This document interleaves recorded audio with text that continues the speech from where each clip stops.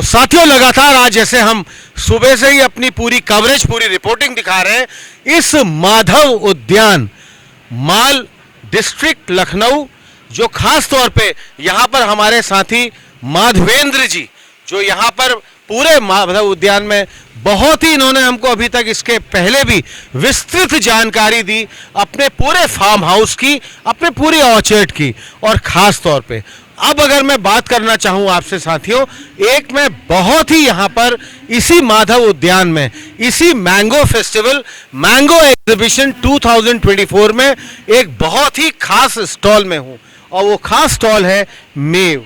मेव में इनका एक पंच लाइन, एक टैग लाइन भी है, ड्रिंक ऑफ द गॉड्स। ये मेव है, drink of the gods. Madhavendra ji, सबसे पहले भगवान को याद करते हुए drink of the gods, mead आप क्यों कहते हैं? नमस्कार, मेरा नाम माधवेंद्र है और मैं माल का रहने वाला हूं। माल मतलब मलियाबाद के बगल, विश्व प्रसिद्ध आम जहां पर होता है मलियाबाद, वहां का रहने वाला हूं। और हम लोग यहां पर आज माधव उद्यान में खड़े हैं। माधव उद्यान में हम लोग आज मेव, जैसा ऊपर लिखा हुआ, ऊपर दिखाइए, मेव बाय एम्ब्रोसिया। मेव का मतलब है आयरिश में गॉडेस ऑफ इंटॉक्सिकेशन, मतलब नशे की देवी, और एम्ब्रोसिया का मतलब है food and the drinks of God.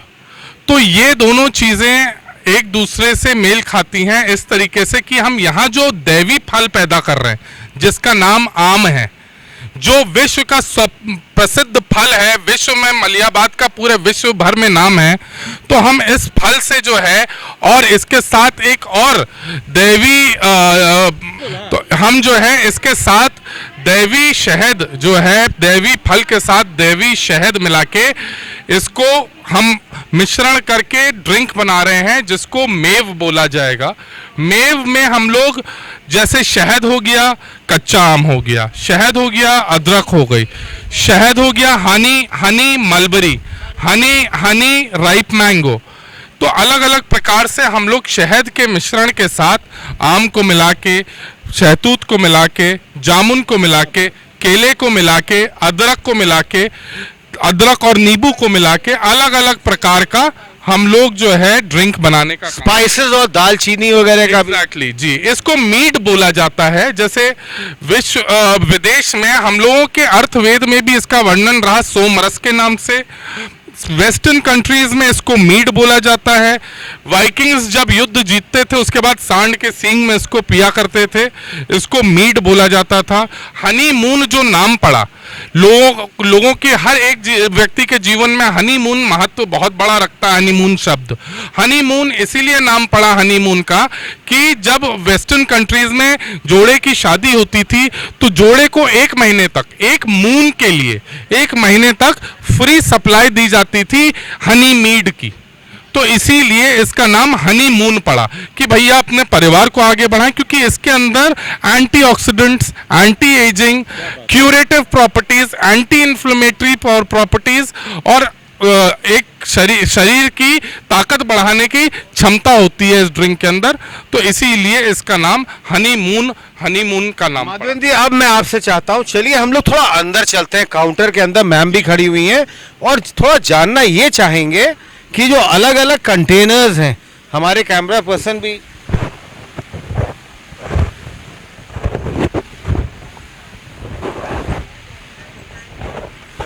थोड़ा सा जस्ट हाँ, अब हम लोग यहाँ पर पहुंच गए हैं। ये आपके मैं देख रहा हूँ अलग अलग कंटेनर्स हैं। ये मेरे लिए एक बहुत रोचक विषय था। मैं जानना चाह रहा था, ये जो अलग अलग कंटेनर्स हैं आपके, इसमें जो आपने अपना ये मेव, ड्रिंक ऑफ द गॉड्स, ये जो आपने लिया हुआ है, क्या ये अलग अलग इसमें कुछ फ्लेवर्स हैं या कुछ परसेंटेज अलग अलग है या क्या है? थोड़ा सा इसके बारे में बताएंगे। इसमें जो है हम लोग हनी मस्टर्ड मीड, इसमें लीची मीड, इसमें रॉ मैंगो मीड, इसमें हम लोग हनी मस्टर्ड में मस्टर्ड का जो शहद होता है उसका प्रयोग करके मीड बनाने का काम किया हमने।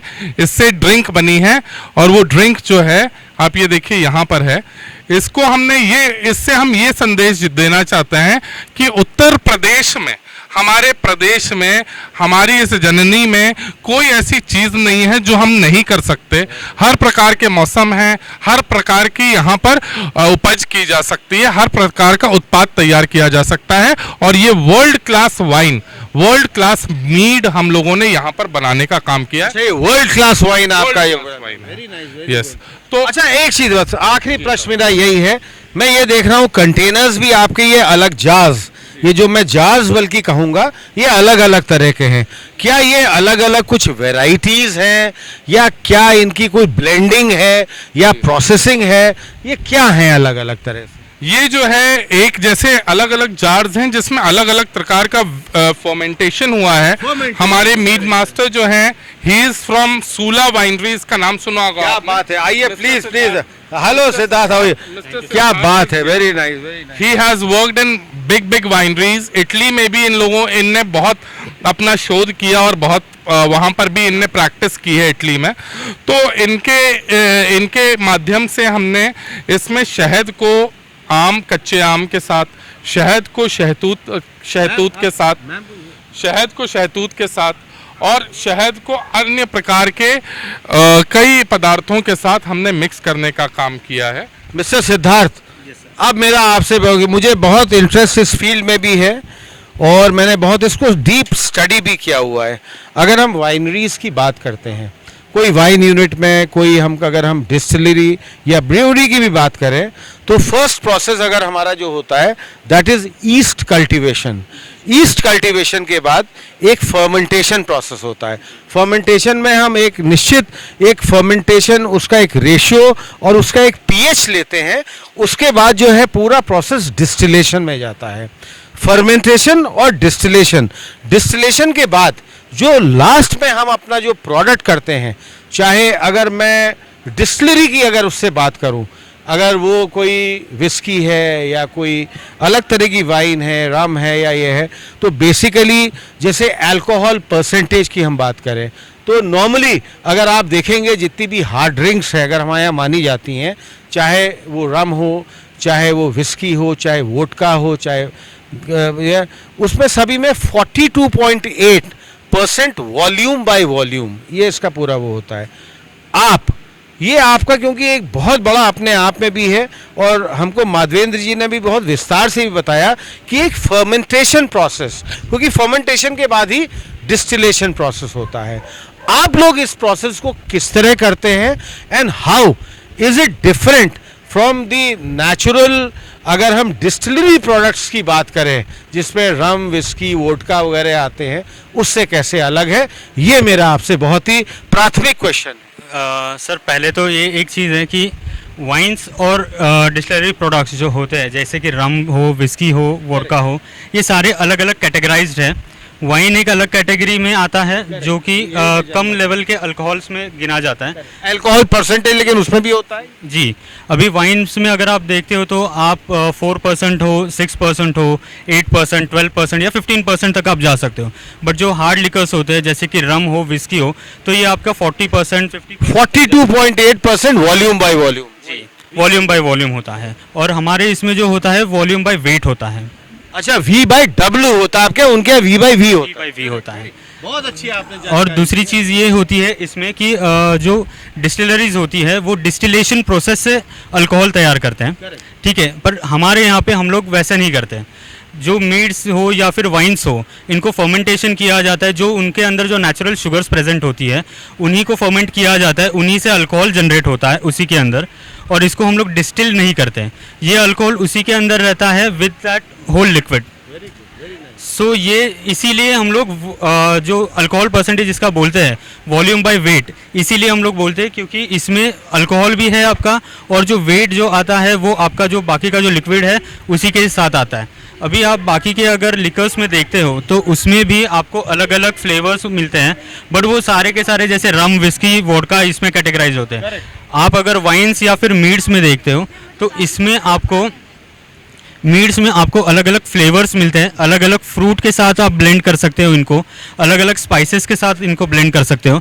जैसे कि अभी हम लोग ने किए हुए जिंजर लेमन है, मलबरी है, फिर हमारा लीची भी है जो हम लोग ने अभी लेटेस्ट बनाया हुआ है।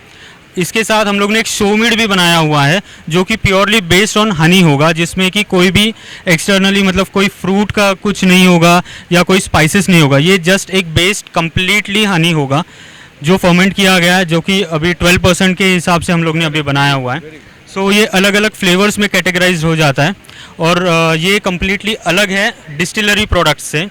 वो कम्प्लीटली जिसमें आपको प्योर अल्कोहल मिलेगा, इसमें आपको अल्कोहल के साथ अलग फ्लेवर्स और एक अच्छा खासा वॉल्यूम भी मिल जाता है।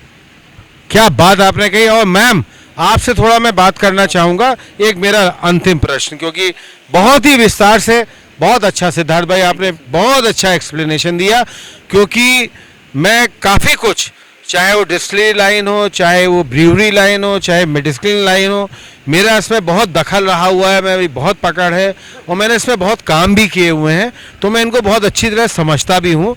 और आपने जो थोड़ा सा एक ये बेसिक डिफरेंस बताया, ये जो अंतर बताया अपने आप में है।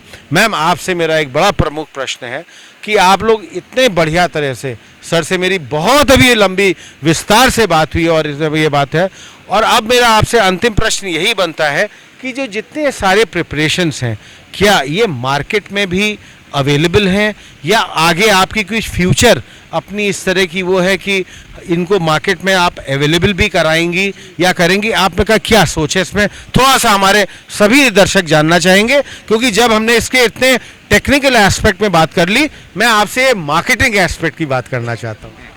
हम ये मार्केट में अगस्त में लॉन्च करने जा रहे हैं नोएडा सेक्टर में, और फिर लखनऊ में सारी जगह ये अवेलेबल होंगे।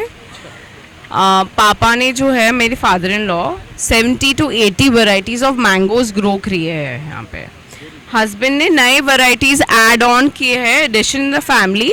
सो आप सोचिए एक रॉ मैंगो से एक मीट बना है। There are another 70 varieties of mangoes to add on in the family.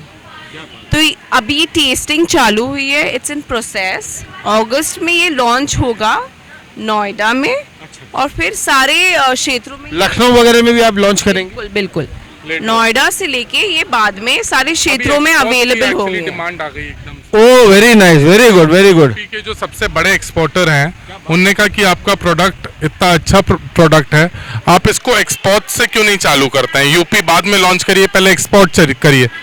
तो उसके लिए भी बातचीत चल रही है, मे बी एक्सपोर्ट करेंगे और साथ ही साथ हम लोग नोएडा लॉन्च करेंगे, फिर लखनऊ, आगरा, ऐसे करके। अच्छा, मतलब ये आपके स्कैंडिनेवियन कंट्रीज में बहुत डिमांड है इसकी, क्योंकि वहाँ जाड़ा पड़ता है और वहाँ पर मसालों का, फल का और नेचुरल ड्रिंक्स का लोग अपनी ताकत बढ़ाने के लिए उपयोग करते हैं। बहुत आपने अपनी बढ़िया बात बताई। हमारी तो आपसे यही आशा है कि इतनी जल्दी से जल्दी आप अपना एक्सपोर्ट का तो नंबर 1 पे अपनी प्रायोरिटी में रखिए, और ख़ास तौर पे जैसे मैम आपने भी बताया कि नोएडा से हम स्टार्ट करें और लखनऊ में भी, क्योंकि एक्चुअली लखनऊ में भी this certainly is going to be a very new market. ये इस तरह की कोई मार्केट है नहीं, और मेरे ख्याल natural, something natural which is from Honey, fruits, और समथिंग लोग जनरली ऐसे में उन चीज़ों को प्रेफर करते हैं जो आर्टिफिशियल हो। वो let's see how the customer take this natural product in the market.